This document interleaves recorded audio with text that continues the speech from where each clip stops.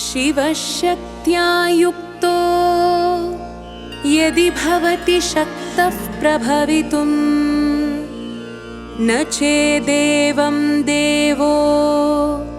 न खलु कुशलस्पन्दितुमपि अतस्त्वामाराध्यां हरिहरविरिञ्चादिभिरपि प्रणन्तुं स्तोतुं वा कथमकृतपुण्यः प्रभवति तनीयां सम्पांसुं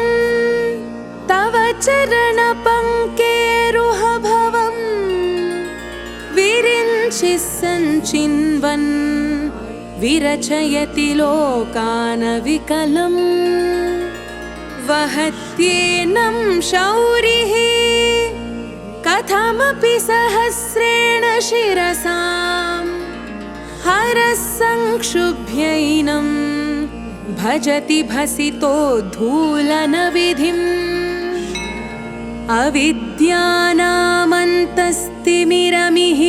अविद्यानामन्तस्तिमिरमिहिरद्वीपनगरी जडानां चैतन्यस्तबकमकरन्दस्रुतिझरी दरिद्राणां चिन्तामणिगुणनिका जन्मजलधौ निमग्नानां दंष्ट्रा मुररिपुवराहस्य भवति त्वदन्यः पाणिभ्याम् अभयवरदो दैवतगणः त्वमेका नैवासि प्रकटितवराभीत्यभिनया भयात्रातुं दातुं फलमपि च वाञ्छासमधिकम् शरण्ये लोकानां तव हि चरणावेव निपुणौ हरिस्त्वामाराध्य प्रणतजनसौभाग्यजननी पुरानारी भूत्वा पुररिपुमपि क्षोभमनयत् स्मरोऽपि त्वां नत्वा रतिनयनलेह्येन वपुषा मुनीनामप्यन्तः प्रभवति हि मोहाय महताम् धनुः पौष्पं मौर्वी मधुकरमयी पञ्चविशिखाः वसन्तः सामन्तो मलयमरुदायो धनरथः तथाप्येकः सर्वं हिमगिरिसुते कामपि कृपाम् अपाङ्गात्ते लब्ध्वा जगदिदमनङ्गो विजयते क्वणत्काञ्चीदामा करिकलभकुम्भस्तननता परिक्षीणा मध्ये परिणतशरच्चन्द्रवदना धनुर्बाणान् पाशं सृणिमपि दधाना करतलैः पुरस्तादास्तां नः पुरमथितुराहो पुरुषिका सुधासिन्धोर्मध्ये सुरविटपि वाटी परिवृते मणिद्वीपे नीपो पवनवति चिन्तामणिगृहे शिवाकारे मञ्चे परमशिवपर्यङ्कनिलयाम् भजन्ति त्वां धन्याः कतिचन चिदानन्दलहरीं महीमूलाधारे कमपि मणिपूरे हुतवहं स्थितं स्वाधिष्ठाने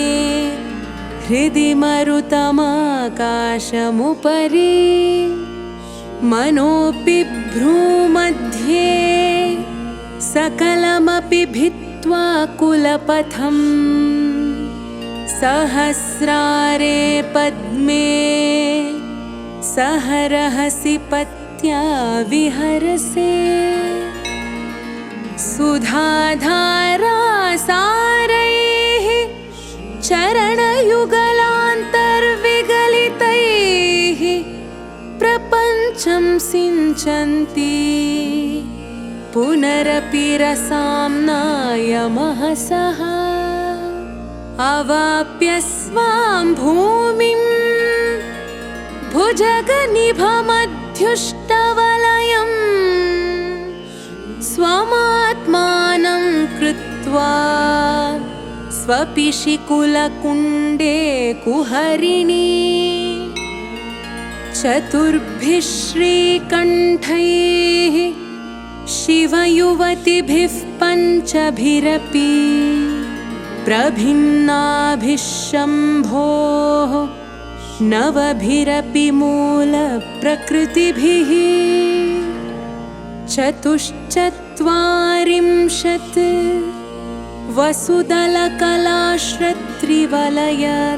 वसुदलकलाश्रत्रिवलयत्रिरेखाभिः सार्धम् तव शरणकोणाः परिणताः त्वदीयं सौन्दर्यं तुहिनगिरिकन्ये तुलयितुं कवीन्द्राः कल्पन्ते कथमपि विरिञ्चि प्रभृतयः यदा लोकौत्सुक्यात् अमरललनायान्ति मनसा तपोभिर्दुष्प्रापाम् अपि गिरिशसायुज्य पदवीम् नरं वर्षीयांसं नयनविरसं नर्मसुजडं तवापाङ्गालोके पतितमनुधावन्ति शतशः गलद्वेणीबन्धाः कुचकलशविस्रस्तसिचयाः हठात्तृट्यत्काञ्च्यो विगलितदुकूला युवतयः क्षितौ षट्पञ्चाशत् द्विसमधिकपञ्चाशदुदके हुताशे द्वाषष्टिः चतुरधिकपञ्चाशदनिले दिवि द्विषट्त्रिंशत् मनसि च चतुष्षष्टिरिति ये मयूखास्तेषामप्युपरि तव पादाम्बुजयुगम् शरज्योत्स्ना शुद्धां शशियुतजटाजूटमकुटां वरत्रासत्राणस्फटिकघटिका पुस्तककरां सकृन्नत्वा नत्वा कथमिव सतां सन्निदधते मधुक्षीरद्राक्षा मधुरिमधुरीणाः फणितयः कवीन्द्राणां चेतः कमलवनबालातपरुचिं भजन्ते ये सन्तः कतिचिदरुणामेव भवतीं विरिञ्चि प्रेयस्याः तरुणतरशृङ्गारलहरी गभीराभिर्वाग्भिः विदधति सतां रञ्जनममी सवित्रीभिर्वाचां शशिमणिशिलाभङ्गरुचिभिः वशिन्याद्याभिस्त्वां सह जननि सञ्चिन्तयति यः सकर्ता काव्यानां भवति महतां भङ्गिरुचिभिः वचोभिर्वाग्देवी वदनकमलामोदमधुरैः तनुच्छायाभिस्ते तरुणतरणिश्रीसरणिभिः दिवं सर्वामुर्वीम् अरुणिमनिमग्नां स्मरति यः भवन्त्यस्य त्रस्य त्वनहरिणशालीननयनाः सहोर्वश्यावश्याः कति न गीर्वाणगणिकाः मुखं बिन्दुं कृत्वा कुचयुगमधस्तस्य तदधो हरार्थं ध्यायेद्यो हरमहिषिते मन्मथकलाम् ससद्यः संक्षोभम् नयति वनिता इत्यतिलघु त्रिलोकीमप्याशु भ्रमयति रवीन्दुस्तनयुगाम् किरन्तीमङ्गेभ्यः किरणनिकुरुम्बामृतरसम् हृदि त्वामाधत्ते हिमकरशिलामूर्तिमिव यः ससर्पाणां दर्पं शमयति शकुन्ताधिप इव ज्वरप्लुष्टान् दृष्ट्या सुखयति सुधाधारसिरया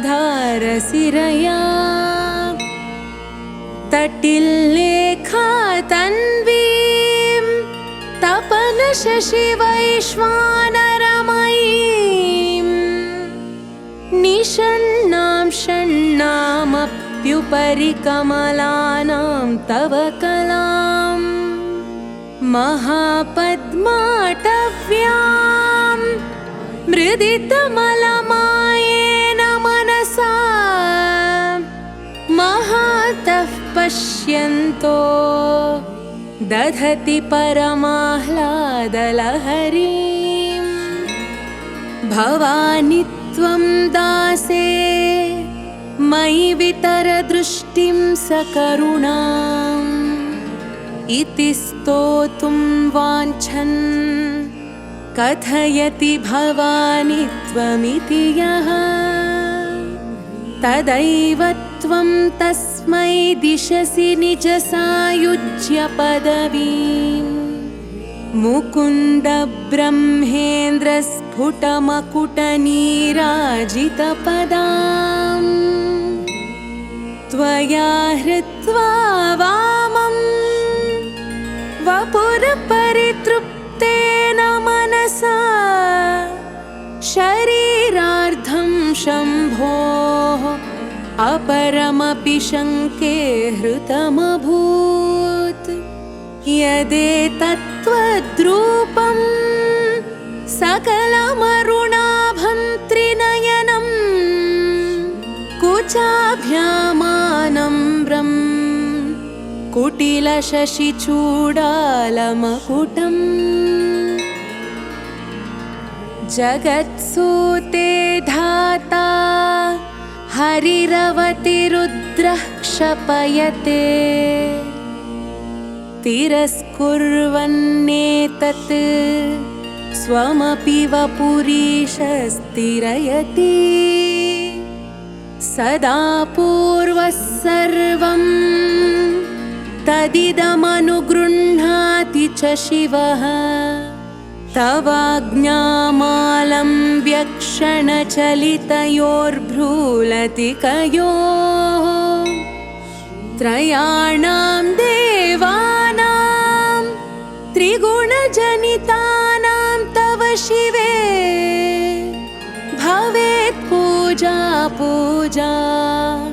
तव चरणयोर्या विरजिता तथा हि त्वत्पादोद्वहनमणिपीठस्य निकटे स्थिता हेते शश्वत् मुकुलितकरोत्तं समकुटाः विरिञ्चिः पञ्चत्वं व्रजति हरिराप्नोति विरतिम् विनाशं कीनाशो भजति धनदो याति निधनम् वितन्द्री माहेन्द्री विततिरपि सम्मीलितदृशा महासंहारेऽस्मिन् विहरति सति त्वत्पतिरसौ जपो जल्पशिल्पं सकलमपि मुद्रा विरचना गतिः प्रादक्षिण्यक्रमणमशनाद्याहुतिविधिः प्रणामः संवेशः सुखमखिलमात्मार्पणदृशा सपर्यापर्यायः तव भवतु यन्मे विलसितम् सुधामप्यास्वाद्य प्रतिभयजरामृत्युहरिणीम् विपद्यन्ते विश्वे विधिशतमखाद्यादिविशदः करालं यत्क्ष्वेलं कबलितवतः कालकलना न शम्भोस्तन्मूलं तव जननिताटङ्कमहिमा किरीटं वैरिञ्चं परिहर पुरः कैटभभिदः कठोरे कोटीरे स्खलसि जहि जम्भारिमकुटम् प्रणम्रेष्वेतेषु प्रसभमुपयातस्य भुवनं भवस्याभ्युत्थाने तव परिजनोक्तिर्विजयते स्वदेहोद्भूताभिः घृणिभिरणिमाद्याभिरभितो निषेव्ये नित्ये त्वाम् अहमिति सदा भावयति यः किमाश्चर्यं तस्य त्रिनयनसमृद्धिं तृणयतो महासंवर्ताग्निः विरचयति नीराजनविधिम् चतुष्षष्ट्या तन्त्रैः सकलमभिसन्धाय भुवनम्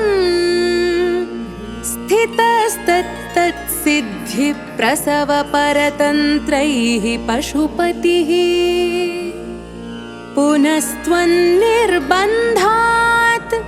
अखिलपुरुषार्थैकघटना स्वतन्त्रं ते तन्त्रम् क्षितितलमवातीतरदिदम् शिवः शक्तिः कामः क्षितिरथरविशीतकिरणः स्मरोऽहं सशक्रः तदनु च परामारहरयः अमीहृल्लेखाभिः तिसृभिरवसानेषु घटिताः भजन्ते वर्णास्ते तव जननि नामावयवताम् स्मरं योनिं लक्ष्मीं त्रितयमिदमादौ तव मनोः निधायैके नित्ये निरवधि महाभोगरसिकाः भजन्ति त्वां चिन्तामणिगुणनिबद्धाक्षवलयाः जुह्वन्तः सुरभिघृतधाराहुतिशतैः शरीरं त्वं शम्भोः शशिमिहिरवक्षोरुहयुगम् तवात्मानं मन्ये भगवति नवात्मानमनघम् अतः शेषशेषीत्ययमुभयसाधारणतया स्थितः सम्बन्धो वां समरसपरानन्दपरयोः मनस्त्वं व्योमत्वं मरुदसि मरुत्सारथिरसि त्वमापस्त्वं भूमिः त्वयि परिणतायां नहि परम् त्वमेव स्वात्मानं परिणमयितुं विश्ववपुषा चिदानन्दाकारं शिवयुवति भावेन बिभृशे तवाज्ञाचक्रस्थं तपनशशिकोटिद्युतिधरम् परं शम्भुं वन्दे परिमिलितपार्श्वं परचिता यमाराध्यन् भक्त्या रविशशिशुचीनामविषये निरालोके लोके निवसति हि भालोकभुवने विशुद्धौ ते शुद्धस्फटिकविशदं व्योमजनकम् शिवं सेवे देवीम् अपि शिवसमानव्यवसिताम् ययोः कान्त्या यान्त्याः शशिकिरणसारूप्यसरणेः विधूतान्तर्ध्वान्ता विलसति चकोरीव जगति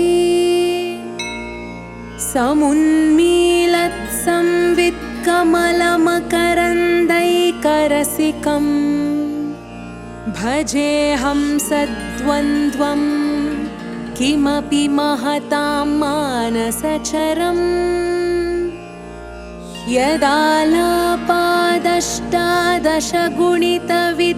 यदालापादष्टादशगुणितविद्यापरिणतिः यदा दत्ते दोषात् गुणमखिलमद्भ्यः पय इव तव स्वाधिष्ठाने हुतवहमधिष्ठाय निरतम् तमीडे संवर्तम् जननी महतीं तां च समयां यदा लोके लोकान्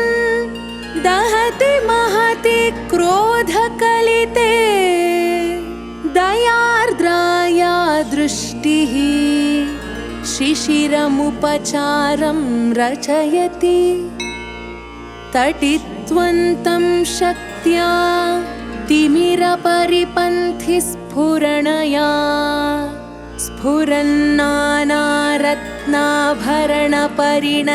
स्फुरन्नानारत्नाभरणपरिणद्धेन्द्रधनुषम् तव श्यामं मेघं कमपि मणिपूरैकशरणं निषेवे वर्षन्तं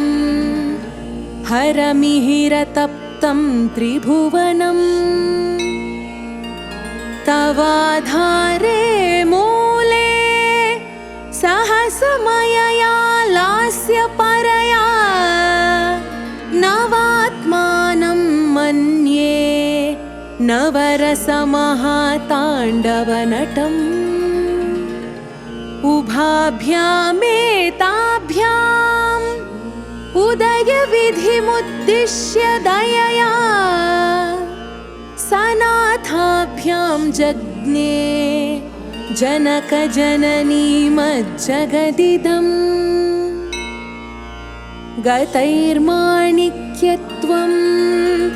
गगनमणिभिः सान्द्रघटितम् किरीटं ते हैमं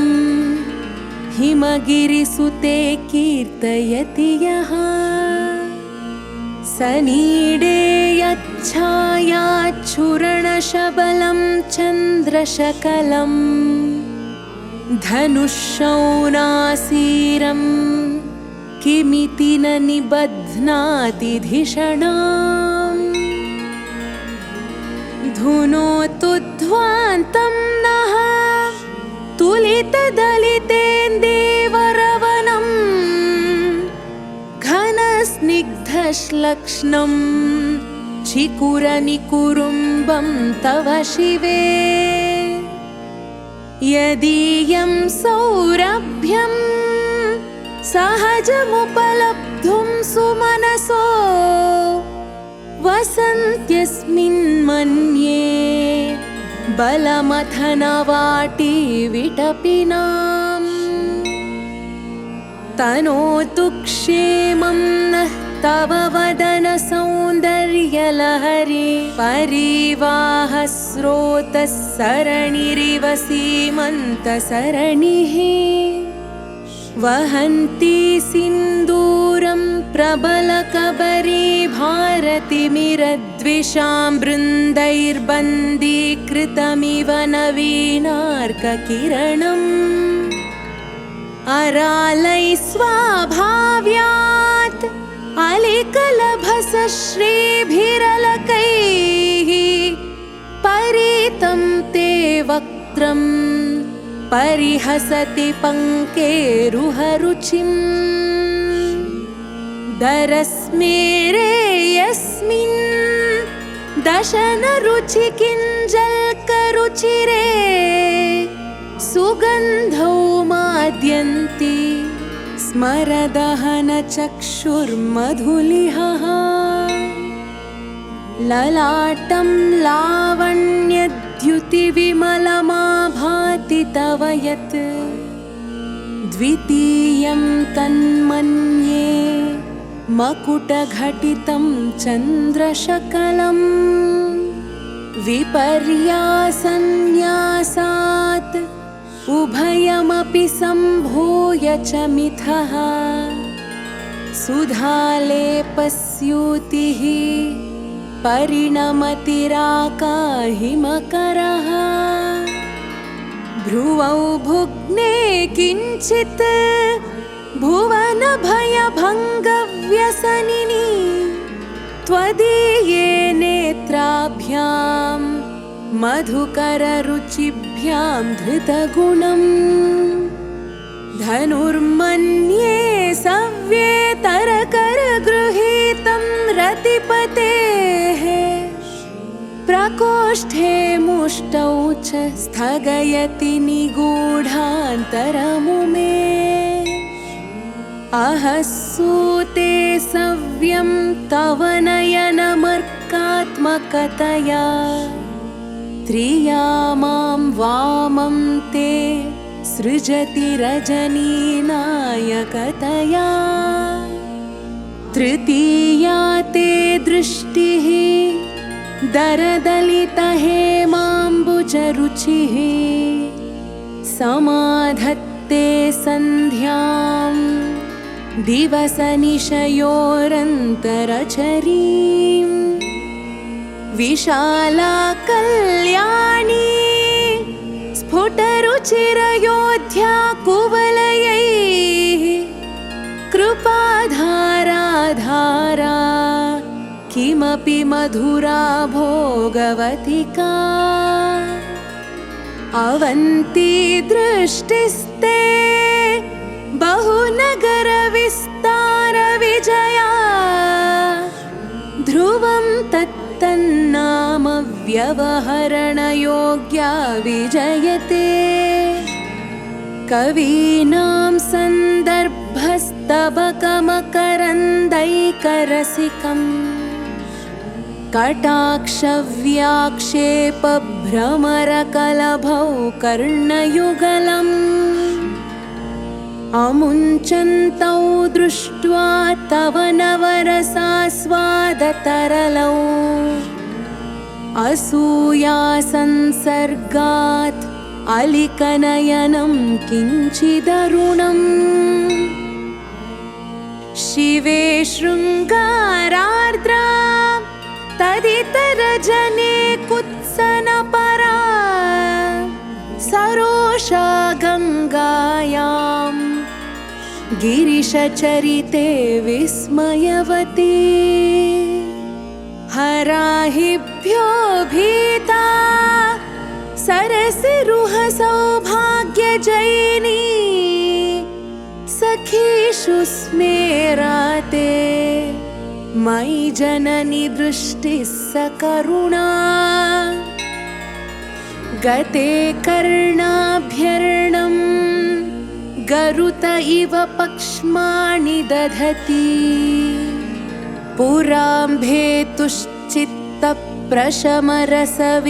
पुराम्भेतुश्चित्तप्रशमरसविद्रावणफले इमे नेत्रे गोत्राधरपतिकुलोत्तं सकलिके तव कर्णाकृष्टस्मरशरविलासं कलयतः विभक्तत्रैवर्ण्यं व्यतिकरितलीलाञ्जनतया विभाति त्वन्नेत्रत्रितयमिदमीशानदयिते पुनः स्रष्टुं देवान् द्रुहिणहरिरुद्रानुपरतान् रजसत्वं बिभ्रत् तम इति गुणानां त्रयमिव पवित्रीकर्तुं नः पशुपतिपराधीनहृदये दयामित्रैर्नेत्रैः अरुणधवलश्यामरुचिभिः न दशोणो गङ्गा तपनतनयेति ध्रुवममुं त्रयाणां तीर्थानाम् उपनयसि सम्भेदमनघम् निमेषोन्मेषाभ्यां प्रलयमुदयं याति जगति तवेत्याहुः सन्तो धरणिधरराजन्यतनये त्वदुन्मेषाज्जातं जगदिदमशेषं प्रलयतः परित्रातुं शङ्के परिहृतनिमेषास्तव दृशः तवापर्णे कर्णे जपनयनपैशून्यचकिता निलीयन्ते तो ये नियतमनिमेषाक्षफरिका इयं च श्रीर्बद्धच्छदपुटकवाटं कुवलयं जहाति प्रत्यूषे निशि च विघटय्य प्रविशति दृशाद्राघीयस्या दरदलितनीलोत्पलरुचा दवीयां संदीनं स्नपय कृपया मामपि शिवे अनेनायं धन्यो भवति न च ते हानिर्यता वने वा हर्म्ये वा समकरनिपातो हिमकरः अरालं ते पालीयुगलमगराजन्यतनये न केशामाधत्ते कुसुमशरकोदण्डकुतुकम् तिरश्चीनो यत्र श्रवणपथमुल्लङ्घ्य विलसन् अपाङ्गव्यासङ्गो दिशति शरसन्धानधिषणाम् स्फुरद्गण्डा भोगप्रतिफलितताटङ्कयुगलम् चतुश्चक्रं मन्ये तव मुखमिदं मन्मथरथम् यमारुह्य द्रुह्यत्यवनिरथमर्केन्दुचरणम् महावीरो मारः प्रमथपतये सज्जितवते सरस्वत्याः सूक्तिः अमृतलहरी कौशलहरीः पिबन्त्याः शर्वाणि श्रवणचुलुकाभ्यामविरलम्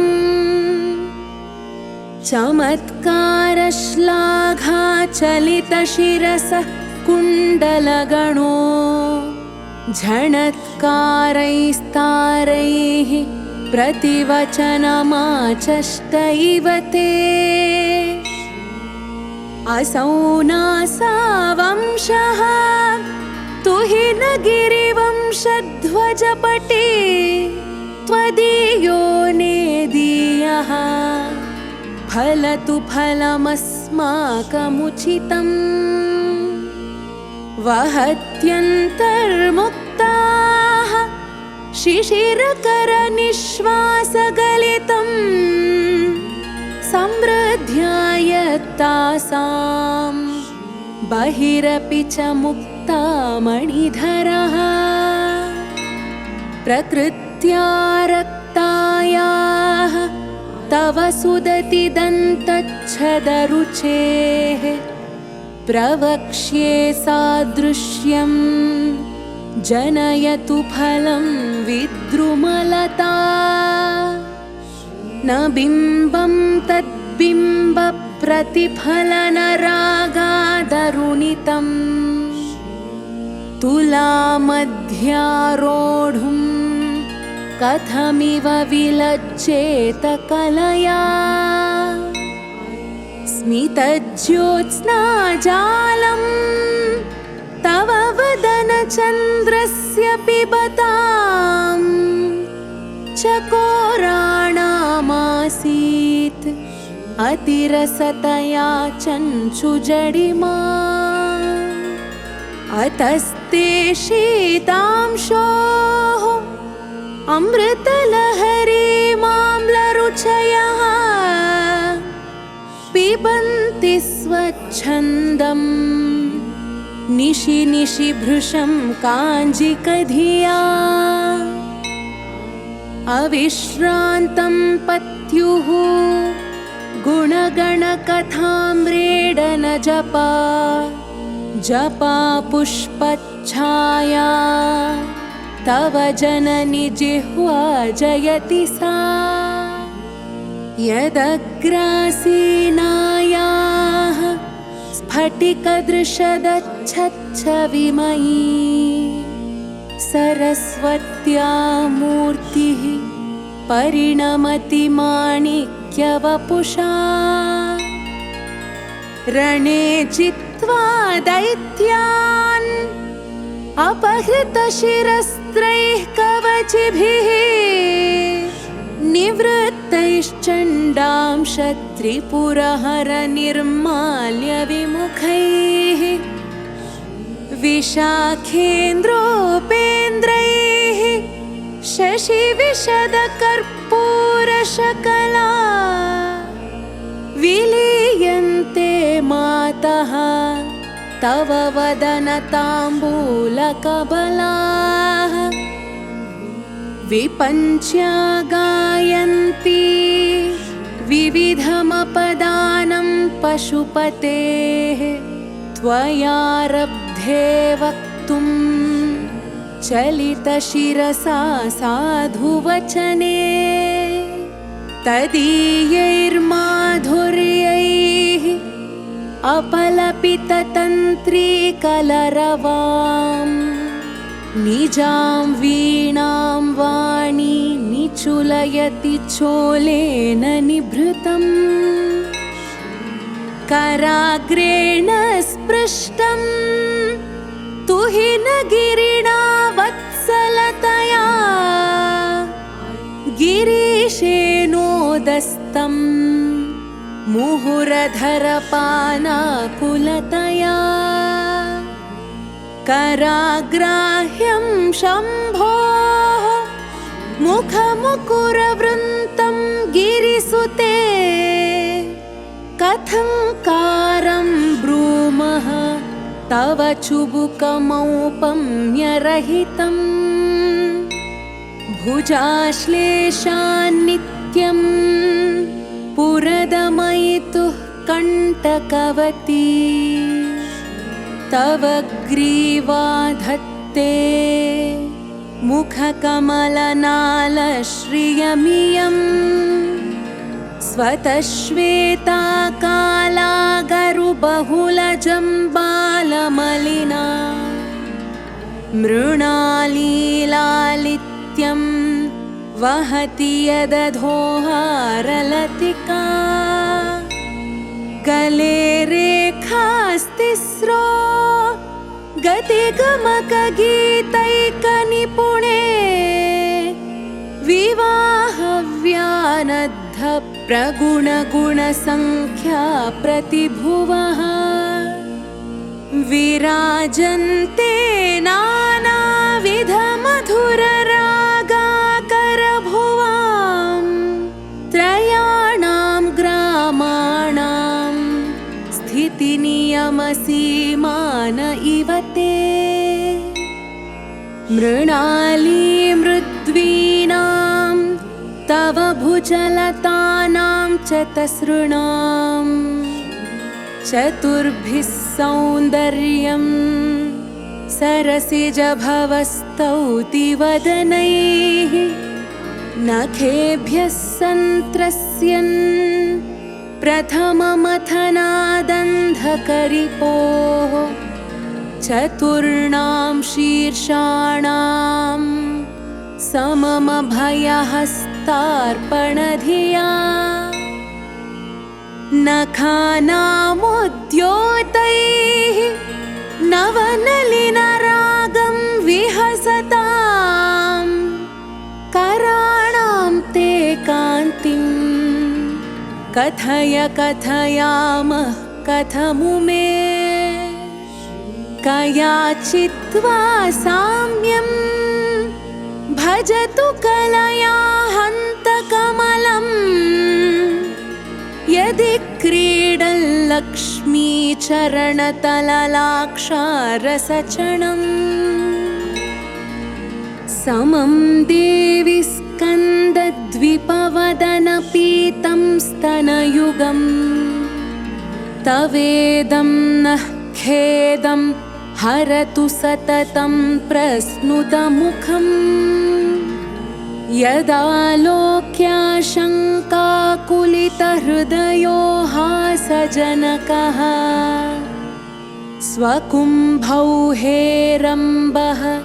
परिमृशति हस्तेन झटिति अमूते वक्षोजौ अमृतरसमाणिक्यकुतुपौ न सन्देहस्पन्दो नगपतिपताके मनसि नः पिबन्तौ तौ यस्मात् अविदितवधूसङ्गरसिकौ कुमारावद्यापि द्विरदवदनक्रौञ्चदलनौ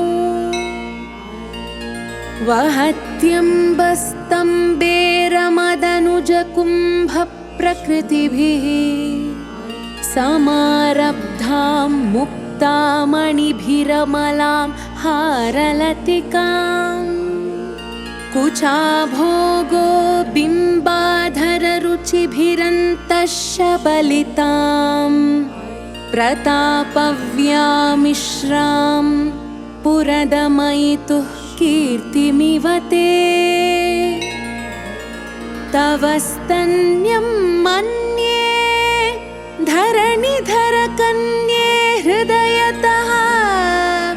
पयः पारावारः परिवहति सारस्वतमिव दयावत्या दत्तं द्रविडशिशुरास्वाद्य तव यत् कवीनां प्रौढानाम् अजनिकमनीयः कवयिता हरक्रोधज्वालावलिभिरवलीढेन वपुषा गभीरे तेनाभिसरसि कृतसङ्गो मनसि जः समुत्तस्थौ तस्मात् अचलतनये धूमलतिका जनस्तां जानीते तव जननि रोमावलिरिति यदेतत्कालिन्दी तनुतरतरङ्गाकृति शिवे कृशे मध्ये किञ्चित्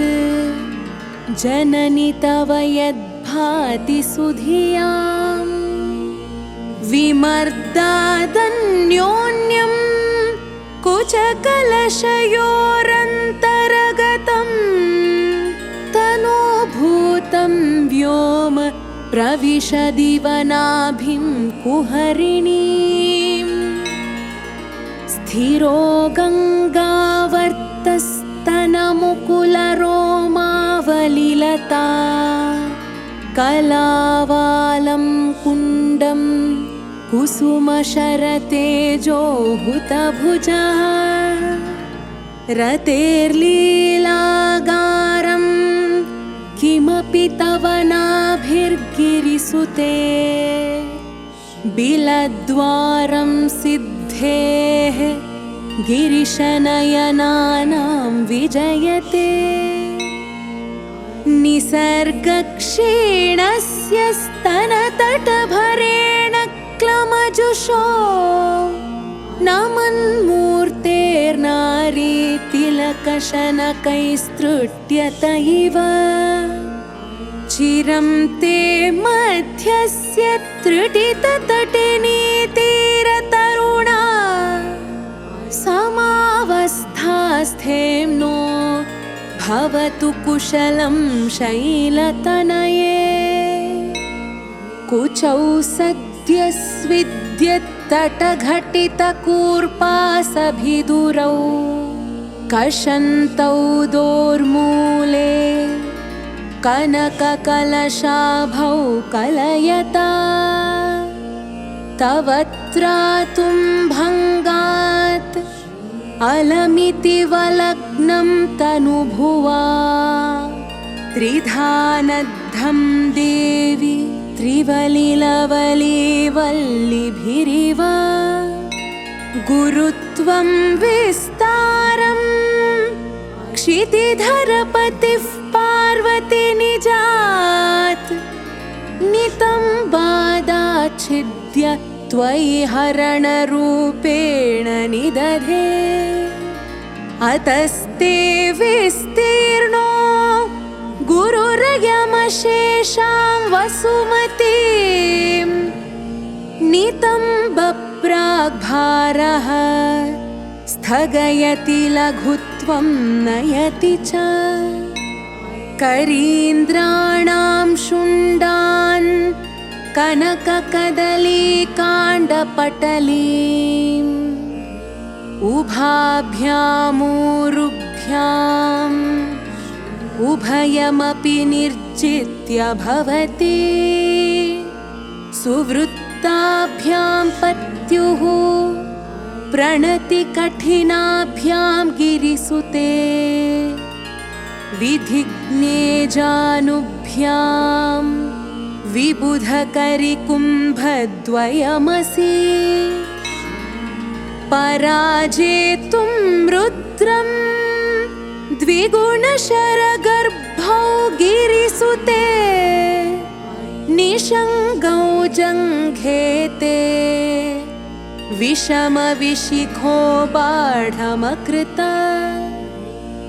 यदग्रे दृश्यन्ते दशशरफलाः पादयुगले नखाग्रच्छद्मानः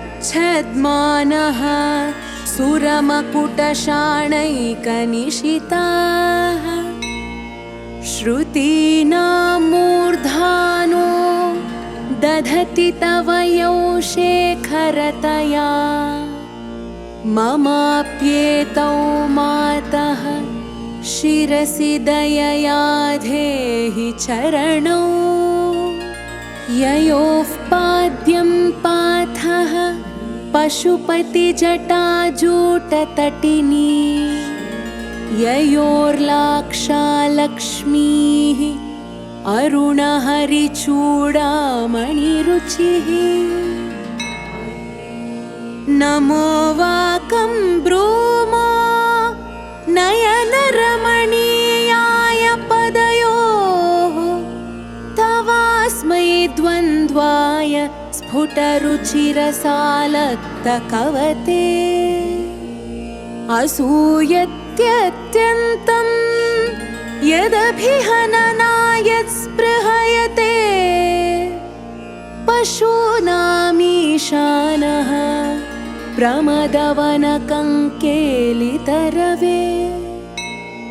मृषा कृत्वा गोत्रस्खलनमथ वैलक्ष्यनमितं ललाटे भर्तारं चरणकमले ताडयति ते चिरादन्तशल्यं दहनकृतमुन्मूलितवता तुलाकोटिक्वाणैः किलिकिलितमीशानरिपुणा हिमानि हन्तव्यं हिमगिरिनिवासैकचतुरौ निशायां निद्राणं निशिचरमभागे च विशदौ वरं लक्ष्मीपात्रं श्रियमतिसृजन्तौ समयिनां सरोजं त्वत्पादौ जननि जयतश्चित्रमिह किम् पदं ते कीर्तीनां प्रपदमपदं देवि विपदां कथं नीतं सद्भिः कठिनकमठीकर्परतुलां कथं वा बाहुभ्याम् उपयमनकाले पुरभिदा यदादायन्यस्तं दृशदि दयमानेन मनसा नखैर्नाकस्त्रीणां करकमलसङ्कोचशशिभिः तरूणां दिव्यानां हसत इव ते चण्डिचरणौ फलानि स्वस्थेभ्यः किसलयकराग्रेण ददतां दरिद्रेभ्यो भद्रां श्रियमनिशमह्नाय ददतौ ददाने दीनेभ्यः श्रियमनिशमाशानुसदृशी अमन्दं सौन्दर्यप्रकरमकरन्दं विकिरति तवास्मिन् मन्दारस्तबकसुभगे यातु चरणे निमज्जन्मज्जीवः करणचरणषट्चरणताम् पदन्यासक्रीडा परिचयमिवारब्धुमनसः स्खलन्तस्ते खेलं भवनकलहं सा न जहति अतस्तेषां शिक्षां सुभगमणिमञ्जीररणितच्छलादाचक्षाणं चरणकमलं चारुचरिते गतास्ते मञ्चत्वं द्रुहिणहरिरुद्रेश्वरभृतः शिवस्वच्छच्छाया घटितकपटप्रच्छदपटः त्वदीयानां भासां प्रतिफलनरागारुणतया शरीरी शृङ्गारो रस इव दृशां दोग्धिकुतुकम् अरालाकेशेषु प्रकृतिसरला मन्दहसिते शिरीशाभाचित्ते दृशदुपलशोभा कुचतटे भृशं तन्वी मध्ये पृथुरुरसिजारोहविषये जगत्त्रातुं शम्भोः जयति करुणा काचिदरुणा कलङ्कः कस्तूरी रजनिकरबिम्बं जलमयं कलाभिः कर्पूरैः मरकतकरण्डं निबिडितम् अतस्त्वद्भोगेन प्रतिदिनमिदं रिक्तकुहरं विधिर्भूयो भूयो निबिडयति नूनं तव कृते पुरारातेरन्तः पुरमसि ततस्त्वच्चरणयोः सपर्यामर्यादा तरलकरणानामसुलभा तथा हेते नीता शतमखमुखा सिद्धिमतुलाम् तव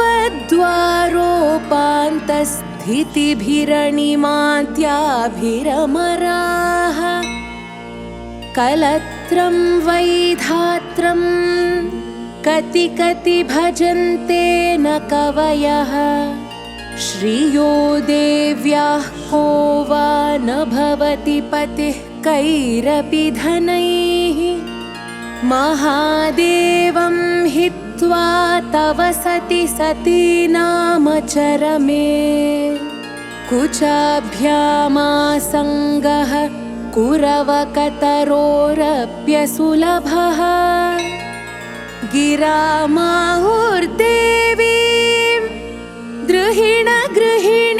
गृहिणीमागमविदो